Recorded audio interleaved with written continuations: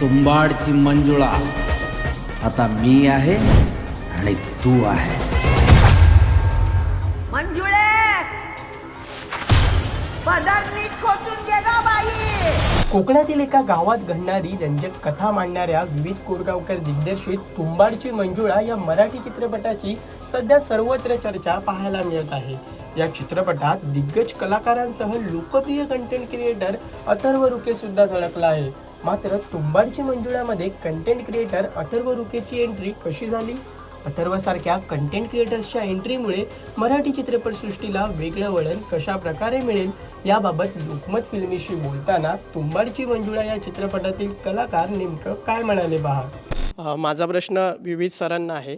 सध्या आपले जे मराठी कॉन्टेंट क्रिएटर आहेत ते डिजिटल मीडिया गाजवत आहेत, त्यांची देशभर सगळीकडे चर्चा आहे आणि तुंबाडची मंजुळामधून अथर्व रुकेसारख्या एक धम्माल कॉमेडी कंटेंट क्रिएटरला संधी मिळाली आहे.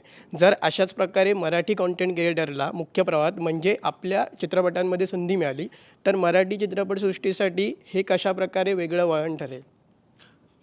कॉन्टेंट क्रिएटर म्हणून जरी तो काय म्हणतात त्याला सोशल मीडियावर ऑन असला किंवा अमुक असला तर त्याने फक्त ते माध्यम निवडलं आहे समोर येण्यासाठीचं प्रेक्षकांना.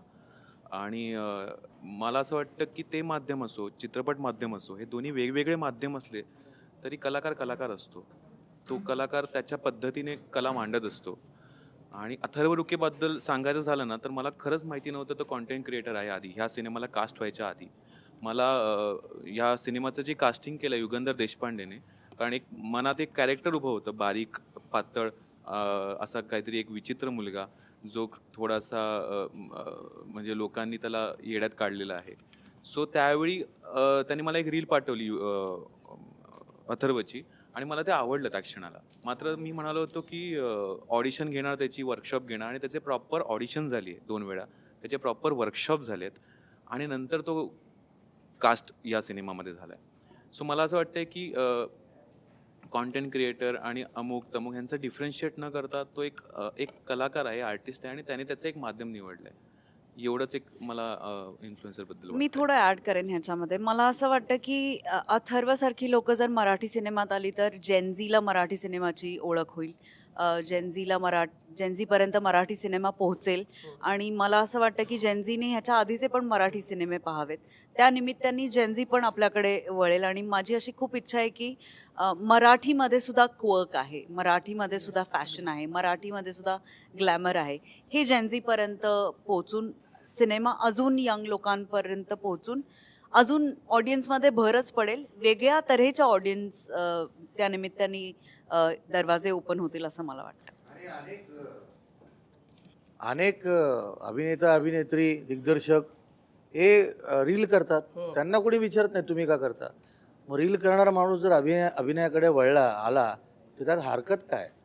कशा प्रकारे वेगळं वळण मिळेल म्हणजे चांगल्या प्रकारे मिळेल. हो काही आपण चांगलंच म्हटलं पाहिजे, आपण चांगलं उलट आपण प्रोत्साहनच दिलं पाहिजे. कळलं का? मला तर नेहमी असं वाटतं की आपण असे आहोत की आपण प्रत्येक गोष्ट जे नवीन उत्तम चविष्ट ते आपल्या जेवणापासून आपल्या राहणीमानापासून आपण सगळीकडे आणत गेलो, देत गेलो, आयात निर्यात देवाणघेवाण होत राहिली. ही व्हायलाच पाहिजे. आणि अथर्व रुके मी तुम्हाला सांगतो तो मेहनती मुलगा आहे. तो स्वतः अत्यंत म्हणजे तो त्याचा कॉन्टेंट तो उत्तम क्रिएट करतोच, पण त्याबरोबर तो सेटवर मेहनती होता, तो बघत होता, तो उगाच फुकटची बडबड नव्हता करत, तो बसला होता, तो बघत होता, प्रत्येकाचं काम हजर होता. आणि जेव्हा बोलायची वेळ आली तेव्हा तो बोलला सुद्धा आहे आणि अप्रतिमरित्या आणि फार मस्त पोरगा आहे. सगळ्यांनी सगळीकडे गेलं पाहिजे, सगळं केलं पाहिजे ज्याला हवंय ते. दरम्यान अरे प्रतीक मी नवीन क्लास लावला आहे असं म्हणणारा सुदर्शन असो किंवा शो ऑफ करणारी काकू, आपल्या सभोवतालचं प्रत्येक पात्र प्रभावीपणे साकारत अथर्व रुकेने डिजिटल विश्वात स्वतःची वेगळी ओळख निर्माण केली असून तो आता लोकप्रिय कंटेंट क्रिएटर बनला आहे. आपल्या विनोदी, मनोरंजक आणि प्रेक्षकांशी थेट जोडणाऱ्या व्हिडिओजमुळे त्याने सोशल मीडियावर मोठा चाहता वर्ग निर्माण केला आहे. तरुणांमध्ये विशेष लोकप्रिय असलेला अथर्व आपल्या सहज अभिनय शैली, भन्नाट कल्पना आणि उत्स्फूर्त सादरीकरणामुळे नेहमीच चर्चेत असतो. डिजिटल प्लॅटफॉर्मवरील यशानंतर आता तो तुंबाडची मंजुळा या चित्रपटाच्या माध्यमातून मोठ्या पडद्यावर झळकल्यामुळे त्याचं चाहत्यांकडून भरभरून कौतुक केलं जात आहे. प्रेक्षको, हा व्हिडिओ तुम्हाला कसा वाटला? तुंबाडची मंजुळा हा चित्रपट तुम्ही पाहिलात का? आणि अथर्व रुकेने साकारलेलं पात्र तुम्हाला कसं वाटलं हे आम्हाला कमेंट करून नक्की कळवा. आणि मनोरंजन क्षेत्रातील महत्त्वाच्या घडामोडी जाणून घेण्यासाठी लोकमत फिल्मीला सबस्क्राईब करायला विसरू नका. पाहत रहा लोकमत फिल्मी.